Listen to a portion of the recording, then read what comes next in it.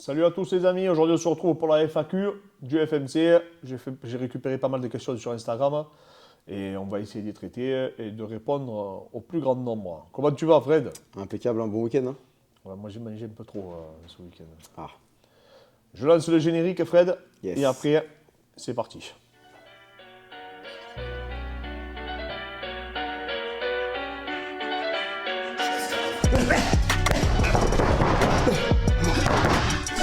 Je m'appelle Clément Marcoux.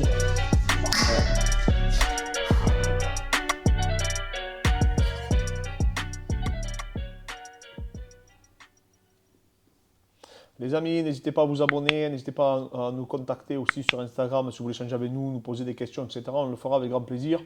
On a eu beaucoup de réactions suite à la vidéo sur Aljamain Sterling et donc Ah la oui. perte de poids. Ouais. Et donc voilà, il y a beaucoup de gens qui nous ont découvert aussi à travers cette vidéo. Et donc c'est toujours intéressant de pouvoir échanger avec des nouvelles personnes, surtout qu'on a une communauté qui est extrêmement positive. Je commence par la première question. Donc c'est Doperman MMA qui nous dit: tu penses quoi de mettre zéro sel dans les diètes comme font beaucoup d'autres diètes connues? Alors, déjà, le sel, c'est vraiment, on va dire, quelque chose que ça serait en dernier que je l'éliminerais, surtout pour nos disciplines à nous, hein. Quand on voit l'incidence que ça a sur la santé, quand on voit aussi, en fait, je vais parler de connexion intracellulaire. C'est pas exactement ça le terme, mais pour vous faire comprendre, ça a aussi une incidence sur l'influx nerveux, ça a aussi une incidence sur la thyroïde, ça a une incidence vraiment donc sur la contraction des muscles, bien entendu, mais vraiment aussi sur même la rétention d'eau sous-cutanée. Enfin bref, ça a beaucoup de vertus qui sont attaquées, mais qui en fait en réalité devraient être défendues, surtout pour les disciplines d'endurance ou les disciplines où on va transpirer beaucoup. Mm. Donc je Ouais. ne sais pas pourquoi il y a des gens qui ont privé le sel, etc. Ça a été Alors j'ai entendu diabolisé déjà, ou... hein, c'est par rapport aux nouvelles diètes, tu sais, comme maintenant avec les junk food, etc. Les gens mangent n'importe quoi. Et Mm. qu'aujourd'hui, la nouvelle alimentation qu'il y a aujourd'hui, on a beaucoup Mm. plus trop, on a beaucoup Après, on a trop. trop... Après, c'est qu'on a trop tout avec cette nouvelle alimentation. On a trop de lipides, trop de glucides, trop de sel. Mais c'est pas pour ça qu'il faut Ouais, qu'il faut le tout couper. diaboliser, hein, tout couper. Voilà, il faut pas. De toute façon, il faut rien diaboliser. Et donc moi, je ne suis pas pour couper à 100% le sel, même si c'est vrai que maintenant, on en fourre partout. Alors là, le nom, il est imprononçable. Monsieur Miss Zamune. Voilà. Quels sont les tarifs du coaching à distance et faites-vous également du bodyweight? Alors pour les tarifs du coaching à distance, contactez-nous par message privé sur Instagram, d'accord les amis, ou sur Facebook, comme vous voulez. Il faut savoir que c'est au mois, que comme j'explique dans la vidéo, en général les gens prennent 3 mois, parce que c'est à partir de là vraiment hein, qu'on a des Ça, résultats. ouais. Oui, on fait des programmes spécifiques pour le poids du corps. Maintenant, il faut un peu de petit matériel, hein, comme on dit avec Fred, Mm. élastique. Mm. Si vous avez une paire Les d'haltères haltères, modulable, ouais. c'est vraiment Mm. top. Donc oui, on le fait au poids du corps. Maintenant, c'est sûr que si tu as des élastiques, bon, il te faut aussi après un parc à côté de chez toi ou Mm. comme une chaise romaine à disposition pour pouvoir travailler. Mais c'est vrai que si en plus tu as les élastiques et une petite paire d'haltères qui est modulable, donc qui est réglable avec du poids, ben là on n'a plus aucune limite pratiquement dans Après, notre programmation. l'idéal reste quand même d'avoir accès à une salle. Ah C'est oui, l'idéal. c'est ce que je disais. Là, tout à l'heure, il y avait un combattant qui est venu. Là, il est dans un basic fit. Alors, c'est pas optimal, hein, bien entendu, mais déjà, franchement, ça ne nous limite pas dans les outils qu'on peut utiliser. Mm. Et donc, voilà, donc c'est quelque chose qui va être adapté. Vous savez, c'est un puzzle, hein, comme je dis souvent, hein, quand on vous fait le coaching à distance, c'est un puzzle. Et aujourd'hui, c'est vraiment, je pense, notre spécialité. C'est pour ça qu'on nous reconnaît et c'est là où on prend vraiment le plus de plaisir, parce qu'on coach dans la structure toute la journée. Mais sachez que là où on prend le plus de plaisir aujourd'hui à concevoir les programmations, c'est sur le coaching à distance. En plus que maintenant on travaille avec un nouvel outil, donc on peut lier les vidéos au mouvement et des vidéos que nous-mêmes nous avons créées. Donc ça c'est génial quand vous recevez, ça c'est vraiment top. Donc voilà, donc merci beaucoup en tout cas pour le courage et n'hésitez pas à nous contacter aussi si vous voulez un bilan donc, sur votre morpho-anatomie, etc. On a une autre question de Nicolas Godin, coach, qui est un coach à Ouais. Montpellier. Peut-on espérer prochainement un FMC version MMA où la page est tournée? Ah, on avait répondu à ça, mais ouais, c'était une bonne question. C'est une bonne question. Alors pour ceux qui ne savent pas, à l'époque j'organisais des événements, des gros événements quand même, hein, Mhm. On avait fait le premier direct télé de l'histoire du pancras avec un camion satellite, etc. Il y avait Fernand Lopez, il y avait tout le monde. Tu avais loué l'équivalent de Bercy, mais. Voilà, ça s'appelle le Parc Suite Arena à Montpellier, pour ceux qui connaissent. C'était en 2012. Et en fait, on faisait des événements donc, de pancras, qui est le MMA ancienne génération, version française, parce qu'il n'y a pas les frappes au sol, c'est la différence. Et c'était en ring. Et du coup, c'est pour ça que Nicolas, qui a connu nos événements, nous pose cette question.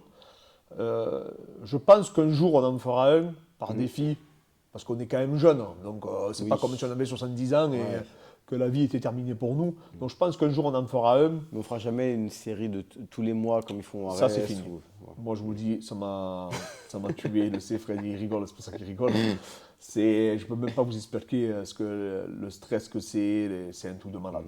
Les combattants qui annulent au dernier moment, c'est pas la faute des combattants, mais les blessures, les aléas de la vie. Et encore plus maintenant avec le Covid, deux fois, Ah, c'est ingérable. Ah, c'est ingérable. C'est incroyable. Et aujourd'hui, en plus, je pense qu'on serait plus compétitif par rapport Au Arès. Nous, on a toujours voulu être les meilleurs. Et aujourd'hui, malheureusement, je pense, avec l'ARES, Fernand et Benjamin Sarfati, on met la barre tellement haute que ça serait compliqué d'aller le concurrencer.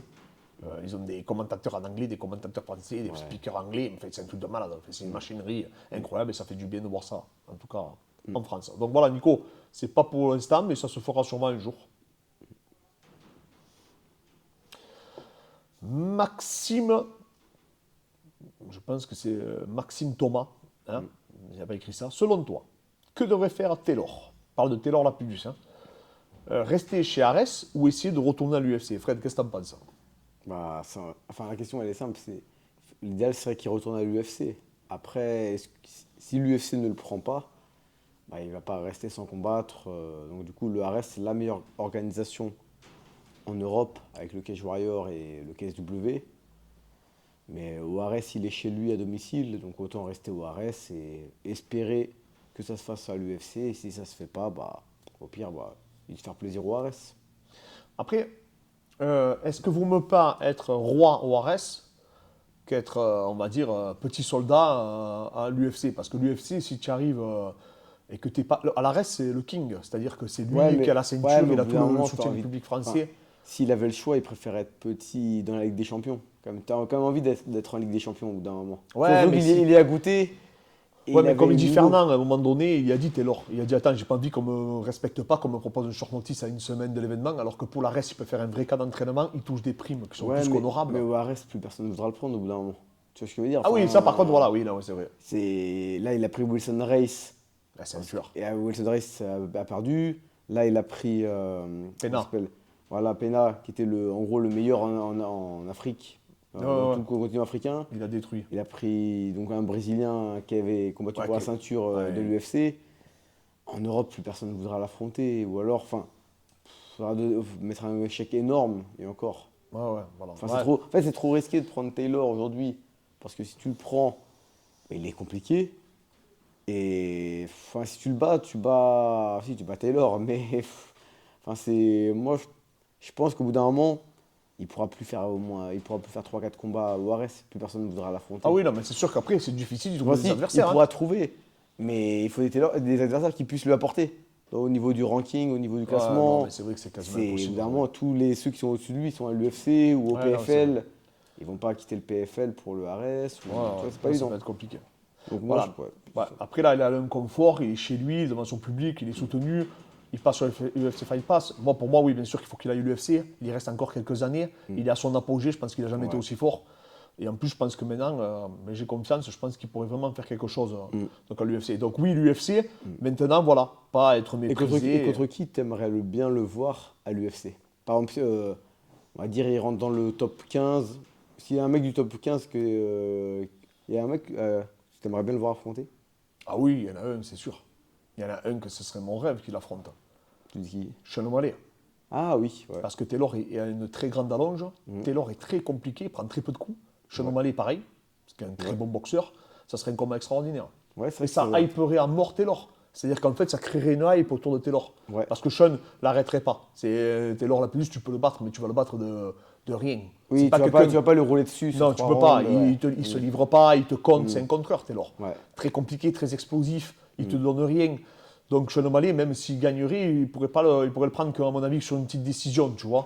Et en plus, très c'est un compliqué. nom qui te fait connaître après, qui te Ouais, propulse. donc Ouais. ça le mettrait sur le devant de la scène. Ouais, ça, Ah, vraiment, c'est un combat que moi j'aimerais beaucoup voir. dommage que, tu sais, quand il y a eu ce Portugais, la Moutinho, qui a pris le combat à la dernière minute, dommage que Taylor n'a pas pris le combat. Ah ouais, Après, c'est ouais, mais bon, après ça, c'est sûr. Mais je sais Est-ce pas qu'on lui a si- proposé déjà? Voilà, c'est clair. Alors, Damoda 1234.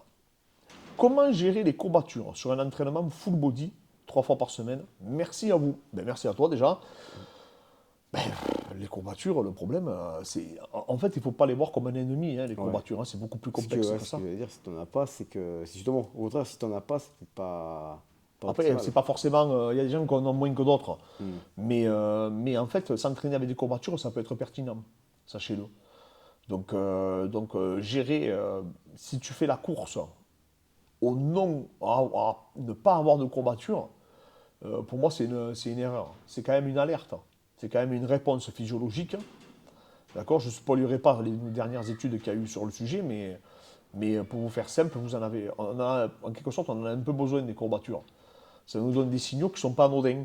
Et donc, du coup, ce qui va se passer, c'est que moi, j'aime beaucoup m'entraîner sur les muscles qui sont courbaturés. Voilà. Pour diverses raisons, mais là, je ferai carrément une vidéo avec comme des petites revues informelles d'études où on rentrera un peu plus dans le vif du sujet pour que vous compreniez d'où ça vient. Parce que les courbatures, c'est pas ce qu'on croit, hein, c'est pas réellement pas musculaire, entre guillemets. Mais voilà, et en fait, aussi, pourquoi tu fais du full body aussi 3 fois par semaine? C'est surtout ça la question. Ah oui, Est-ce que c'est productif? Est-ce que c'est parce que tu fais du crossfit? Est-ce que c'est surtout pour ça? Est-ce que ça vient de nourrir? Voilà, c'est pourquoi déjà on fait les choses, et après comment les faire, comment les effectuer. Donc n'aie pas peur des courbatures. Maintenant, c'est sûr que si ça te flingue, Oui, après, il y a courbature et il y a courbature. courbature. C'est- Si ça te flingue, que Ouais. tu peux plus Si marcher, t'arrives que tu plus à peux plus bouger, si faire, t'arrives plus. tu peux plus faire de grappling ou même plus Oui. faire du spécifique. Mais là, c'est sûr que c'est complexe. Hein. C'est complexe. Donc voilà. Mais n'ayez pas peur des courbatures, les amis. C'est pas forcément un ennemi. Qui, à l'heure actuelle, alors c'est C3DR1 Ouais. qui nous dit qui, à l'heure actuelle, peut embêter Israël à Adesanya, je suppose. Hein. Grosse force, sinon. Merci beaucoup déjà.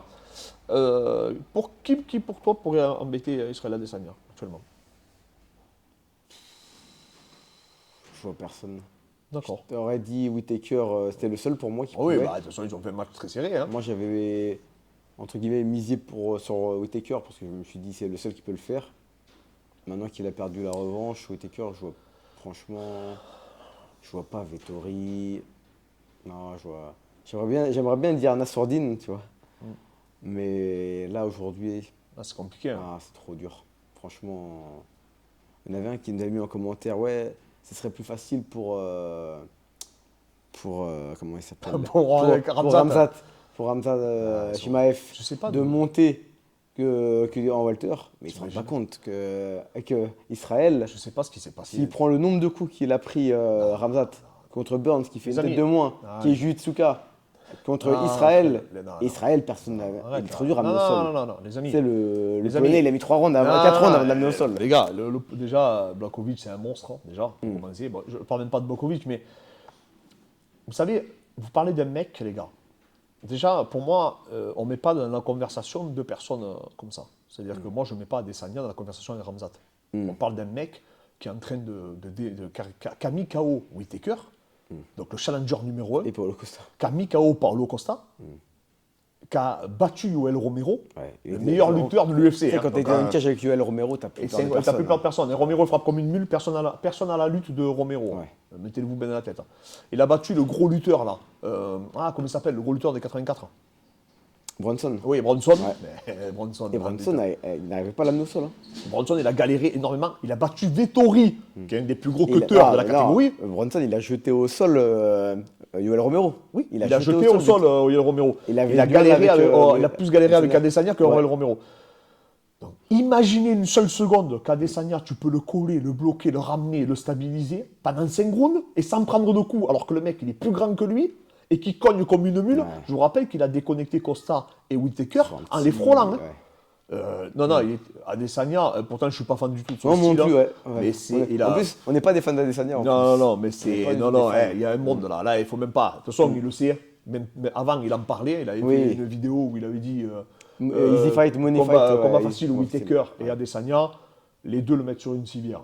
Il n'y a pas de débat. Darren Till, il peut raconter toutes les conneries qu'il veut. Darren Till avait dit qu'il allait tuer Burns. Au premier, ça allait durer 2 minutes, hein, et bien on a vu ce que ça a donné. Donc Darren Till, il peut dire ce qu'il veut. Il y a un monde aujourd'hui qui sépare Whittaker, Adesanya. On ne parle pas de ces gars-là. Voilà, les 84 kilos. Il y a un mec qui D'accord. vient de débarquer. C'est le Brésilien, là. Qui a Ah, battu Borralho. Voilà. Enfin, Et lui, je pense qu'il va falloir le suivre, les amis. Ce Brésilien. Ah, j'attends de voir. Maintenant- Oui, ouais, il est fort, mais. Non, mais il est chaud. Ouais. Et tout le monde, c'est le sparring de Damien Maia au sol. Ouais. Tout le monde dit au Brésil que c'est un tueur. C'est un peu le nouveau Paulo Costa, là. Ouais, Vous savez, c'est celui-là qui a battu vrai qu'il lui le ressemble, ouais. Caucasien, Caio. C'est vrai. Donc j'espère lui, c'est du 109, il fait son combat en main event, direct, en co-main event, pardon, contre le champion du monde de Sambo, un mec du Qui est Caucase, invaincu en plus. qui est très très très fort. Qui était invaincu. Et franchement, il a vraiment dominé. Donc, Oui, oui. non. Donc Adesanya, Mais après, parce que là, c'est quand même. Il est même pas dans le top 15. Sinon, un mec du top 15, tu verrais qui? Tu vas pas me dire Strickland ou. non, mais non. Pas- Ben, C'est. par Whittaker, c'est sûr que c'est compliqué. Non, mais là, tout est compliqué. Non, mais j'avoue, c'est très compliqué. Canonnier, Moi, je vois vraiment, pas Canonnier passer le non mieux plus. pour. Ouais, non, Canonier non plus. Le mieux pour Adesanya, pour moi, c'est que Jiri batte Glover et qu'il retente le light heavyweight. Parce D'accord. qu'au final, le combat contre Blachowicz, c'était serré. Ah ouais. Il s'est pas fait rouler dessus sur 5 rounds. C'était comme Non, mais les gens serré. ne se rendent pas compte, Donc, je pense. En fait, je ne sais pas pourquoi, à un moment donné, ils ont mis ces gens dans la. Bah, oui, non, en fait, si, je sais pourquoi. C'est le combat que contre Ramzat- Gastelum, non? Non, mais Gastelum, c'est le mec le plus doué de l'histoire de l'UFC, Ah oui, pratiquement. c'est peut-être ça qui a fait croire que. Le mec, c'est pourquoi, on sait pourquoi. Parce que même moi, quand j'ai vu le combat contre Gastelum à l'époque, j'ai dit, mais non, mais Adesanya, il fera rien. Et Non, j'avais dit, non, mais en plus, Gastelum, c'est un monstre. Hein. Gastelum, c'est un phénomène. C'est un phénomène qui, malheureusement, on le sait. il n'est c'est pas le- dans cette catégorie, ouais. Voilà, et c'est le contexte qui est autour de lui qui fait qu'il ne performe pas. Tout le monde, tous ses préparateurs physiques l'ont dit, tous ses nutritionnistes l'ont dit. En 77 kilos, il manquait toutes ses pesées. Dana White, il avait dit, si tu remanques une pesée, je te dégage. Le mec, il mange des tacos, de toute façon, on le voit à son physique, il a 84 kilos, il est tout grand.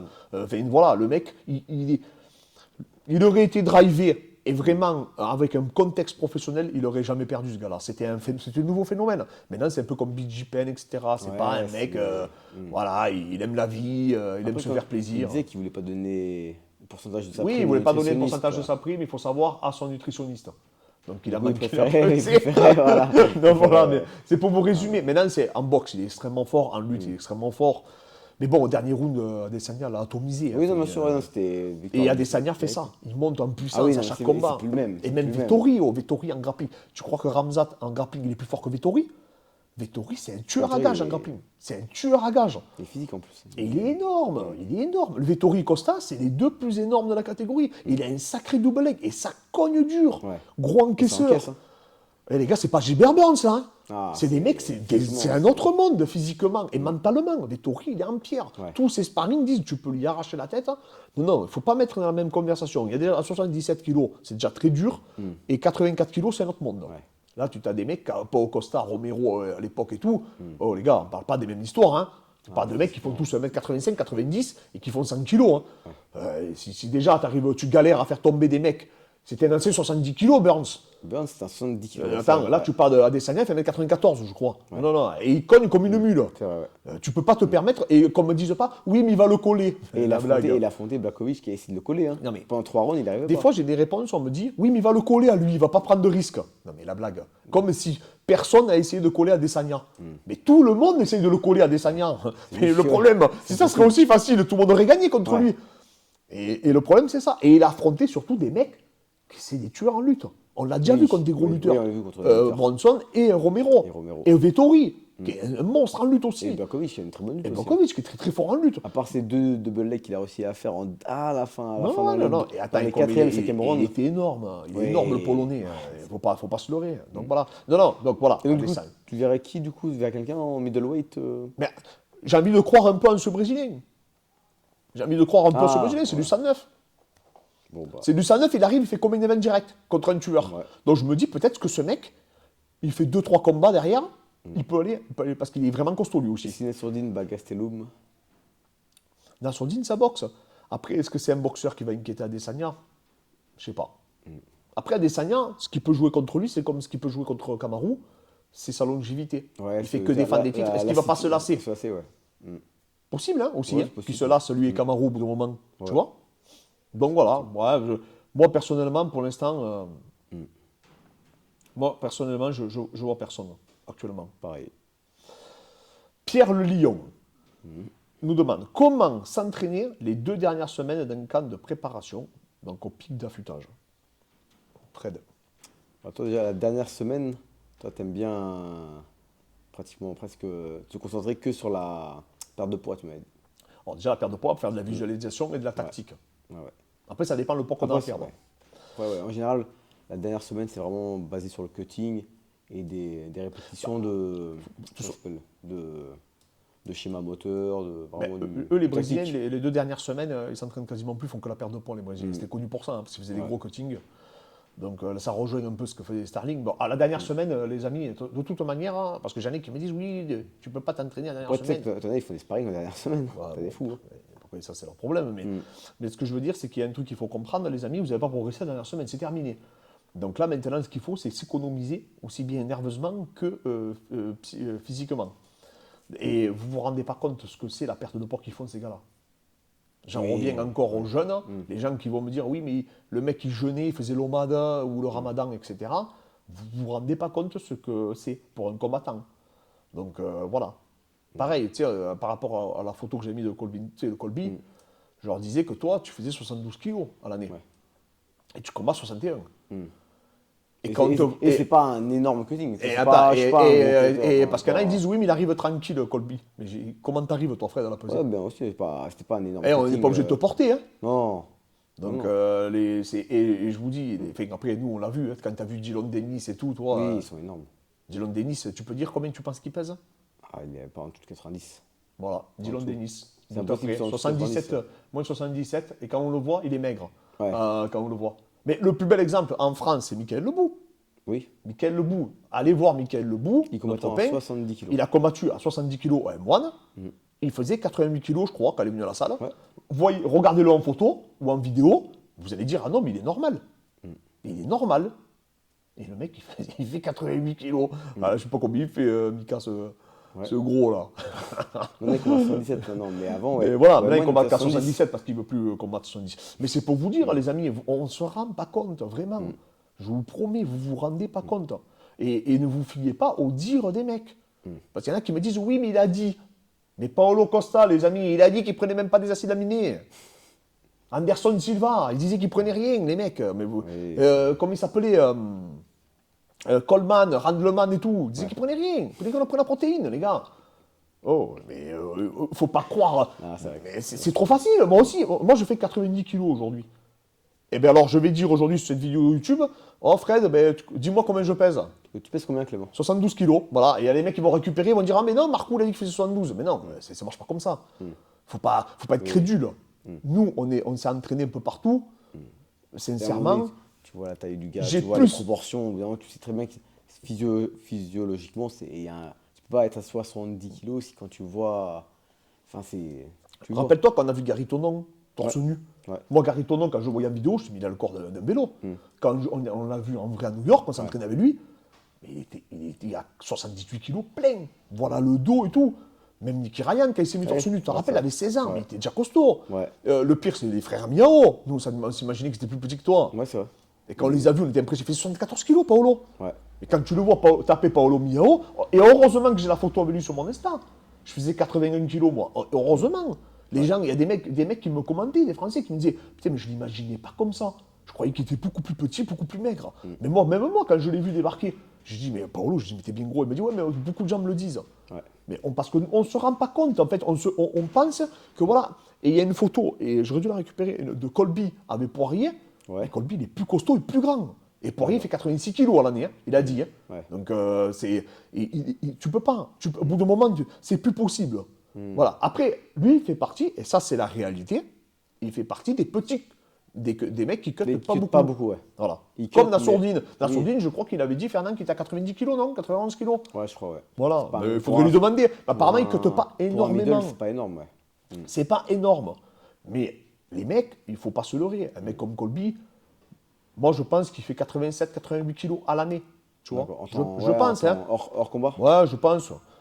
C'est ce qu'avait plus ou moins sous-entendu son entraîneur de lutte. Tu vois. Donc je pense qu'il. Et c'est un lutteur. Ouais, en plus, Mais quand on connaît la philosophie des lutteurs, il n'y a pas un lutteur qui ne cute pas. Ça n'existe pas aux non, États-Unis. c'est vrai que c'est- C'est-à-dire que le cutting vient de la lutte. Hein. Il vient pas de la boxe. C'est pas les boxeurs ne savaient pas cutter. Non, C'est vrai. pas vrai. boxe, En anglaise, et les même- mecs et cutaient même pas. encore, même encore aujourd'hui, les boxeurs, ils n'ont pas une culture Non, du cutting. la culture du cutting, ça vient de la lutte et un peu du judo aussi également. Ouais, les mecs aussi, cutaient à l'époque. Maintenant, tu peux plus. Hein. Maintenant, tu es limité dans un pourcentage du nombre de poids de corps que tu peux reprendre En judo. en judo. D'accord. Mais en lutte, ça vient de la lutte universitaire américaine. C'est eux qui ont Même amené même les aussi, hein, stratégies. Rosita, il me disait que ça faisait du sauna n'importe comment pendant une semaine. Hein. Ouais, je sais. Je les ai vus, les Russes. C'était. Et pareil, on a eu une réaction, ça on peut répondre à cette question aussi, également. C'est la question du fait qu'il y a des gens qui pensent, ils me disent, oui, mais pourquoi les deux s'infligent ça s'ils font le même poids? Mais non, mais le problème, c'est que, le problème qu'il y a, c'est que oui, on pourrait raisonner comme ça. Mais si toi, tu te dis, à moins que tu te mettes d'accord avec ton adversaire, et que tu dis, écoute, on ne cut pas, on combat dans notre catégorie naturelle, ça arrive, hein. Des fois, ils veulent pas s'arranger, ils font un poids intermédiaire, Ouais, ils font passent pas un la tête, catch-weight, ouais. un catch-weight, et ils combattent. Mais le mec, il va te dire, mais va te faire foutre. Si tu manques ton cutting, c'est pas mon problème. Ah ouais. Tu vois. Et le mec, s'il reprend 3 kilos de plus, mais à un niveau Ah, mais égal. ça y joue à haut niveau. Oui, mais il y en a qui vont te dire, oui, mais la force, c'est pas que structurel. La force, c'est l'influx nerveux, c'est le système nerveux et compagnie. Non, mais les gars, qu'est-ce que vous racontez? mais c'est- Quand il y en a il y aurait un mec de 80 kilos qui a lutté toute sa vie contre un mec de 90 kilos qui, lui, a lutté toute sa vie également, à ce moment-là, il y a une différence significative. Vous vous rendez pas compte? Bien sûr, contre un débutant, il n'y en aura pas. Ah oui. Mais contre un mec qui a fait lui-même, qui est combattant de MMA à leur niveau à Surtout qu'à eux, leur c'est les niveau, meilleurs au monde. Ça se joue à. Enfin, Tu peux pas. Plus grand chose à ce niveau-là, c'est vraiment sur des détails. Là, 10 kilos, c'est plus un détail. C'est plus un détail, tu te fais tuer. Oui, tu peux faire illusion peut-être les premières minutes. Et on a vu Adesanya avec Blachowicz. Il y avait une différence de puissance. Ouais, Il y avait une différence de puissance, c'est pas une question de niveau. Là. Non. C'est le physique Là, qui c'est a vraiment permis à l'autre le de combat gagner. qui montre vraiment bien que là, Ça la l'illustre. différence de poids, c'est ce qui a fait la différence. Bien sûr, ça ne le fait pas quand il y a une vraie différence technique. Mais là, malheureusement, quand tu arrives face à des combattants, c'est pour ça que je vous dis, Kamaru n'avait pas plus 10 kilos que Colby. C'est impossible. Il avait peut-être 3-4 kilos de plus. Et comme il est plus sec, il paraît beaucoup plus énorme. Mais quand tu les voyais à la pesée face à face, etc., il n'y avait pas une grosse différence de gabarit. L'autre faisait pas peut-être 10 4 kilos maximum. Mais il n'y avait pas 10 kilos d'écart, faut pas rêver. Tu tiens pas 5 rounds comme Kamaru, tu luttes pas Kamaru en lui prenant le dos, en le faisant tomber. Tu te relèves pas avec Kamaru sur toi si tu fais 10 kilos de moins. Hein. Ah, tu peux pas. C'est impossible. Et pas dans les derniers rounds en plus. Donc au bout d'un moment, il ne faut pas se leurrer. C'est impossible. Et pour répondre, alors ça c'est pour la perte de poids, mais pour répondre en plus, moi je te conseille souvent de monter un peu l'intensité. Ça dépend de la sèche que tu vas effectuer, ça dépend le poids que tu vas effectuer, et de baisser le volume. Ça c'est un peu l'ancienne école, tu vois. Moi maintenant, ce que je préfère, c'est baisser aussi l'intensité. J'aime pas conserver l'intensité. Voilà. Parce qu'on a trouvé que c'était plus pertinent. Et parce qu'il y a des mecs qui se pètent. Hein. Et surtout, ouais, c'est surtout éviter les blessures, surtout. Ouais, parce qu'il y a des mecs qui sont en régime C'est de, comme de tu malade. dis, les 2 dernières semaines, tu n'apprendras pas de technique, tu progresseras pas, ça sert à rien. Enfin, les jeux sont faits, entre guillemets. Et ce qu'il faut, c'est pas te blesser et surtout arriver au poids. Voilà, et surtout bien faire un bon rebond. Alors, la bonne recharge, c'est quand vous avez perdu énormément de poids. Ne me dites pas, j'ai perdu 3 kilos, j'ai pas bien repris mon poids, c'est pour ça que j'ai perdu. Non. C'est pas ça. Les mecs qui perdent vraiment du poids, c'est pas ça. C'est pas perdre 3 kilos. C'est perdre beaucoup plus. Ça n'aura pas d'incidence. Ça, c'est dans votre tête. D'accord, les amis? Donc, les amis, on est arrivé à la fin de la FAQ. Donc, n'hésitez pas à nous contacter si vous voulez échanger avec nous, je le répète, donc sur Instagram, d'accord? N'hésitez pas à venir nous contacter aussi pour l'accompagnement, parce qu'on a beaucoup de questions sur le sujet, est-ce qu'on peut faire des bilans morpho-anatomiques par rapport à votre discipline spécifique, que ce soit le rugby, les concours de gendarmerie, etc. Peu importe, vraiment, on accompagne toutes sortes d'athlètes, même des sprinteurs, on a vraiment de tout. Voilà, après, c'est juste qu'il faut que le profil aussi soit intéressant pour nous et qu'on puisse travailler et qu'on puisse travailler aussi dans de bonnes conditions. Ça, c'est quand même le plus important et surtout que vous soyez coachable. Hein, ça, c'est aussi. Voilà. Parce que n'oubliez pas, quand on vous fait un accompagnement, on ne vous fait pas quelque chose pour que vous l'aimiez. Hein, on fait quelque chose pour que ça soit optimal pour vous. Si vous voulez faire des trucs que vous aimez, vous n'avez pas besoin de nous automatiquement. Vous continuez à faire ce que vous faites habituellement. C'est pour ça que quand Fred il me fait mes programmations, à moi, et moi j'ai fait les siennes, on ne sélectionne pas des mouvements qu'il aime ou qu'il ferait tous les jours. Sinon, autant qu'il lui se fasse sa programmation. Moi, je fais que du dos tous les jours, du tirage. Voilà. Donc les amis, merci encore à tous. Merci pour votre force. Et on vous dit à très bientôt. Et bientôt en live, on se retrouvera sur Twitch.